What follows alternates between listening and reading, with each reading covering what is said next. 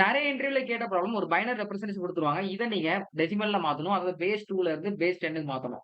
So basically நீங்க நல்லா binary representation observe பண்ணி பார்த்தீங்க அப்டின்னா, இதுக்கு zeros and once 2 unique representation இருக்கிறதுனால, லீஸ்ட் சிக்னிஃபிகன்ட் பிட்ல இருந்து அதாவது லெஃப்ட்ல இருந்து ரைட்ல பார்த்தீங்க அப்டின்னா, இது 2 டூ த பவர்ஸ்ல குரோ ஆகும். அதாவது 2 டூ த பவர் 0 பிட்டா இருக்கும். 2 to the power 1, 2 to the power 2, 2 to the power 3 and so on. இதே மாரி அது எந்த பேஸ் கேயா இருந்தாலும் அதோட பிட்டும் அந்த கே பவர்ஸ்க்கு குரோ ஆகும்.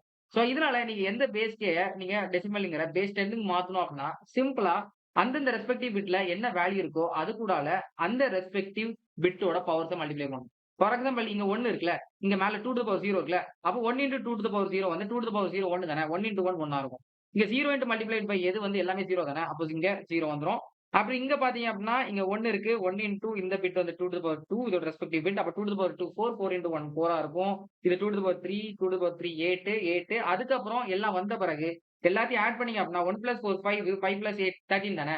அதுதான் உங்களோட ஆன்ஸரா இருக்கும். இதோட ரெஸ்பெக்டிவ் கோட நான் கமெண்ட் செக்ஷன்ல பின் பண்றேன். இத மாரி நெறைய அல்காரிதம் தெரிஞ்சுக்கிறதுக்கு கோட் தனீஷ் அப்படிங்கிற நம்ம யூடியூப் சேனல சப்ஸ்கிரைப் பண்ணி பாருங்க. நல்ல வீடியோல சந்திக்கிற வரைக்கும் நான் தனீஷ். இந்த video finish. Bye guys. Have a nice day.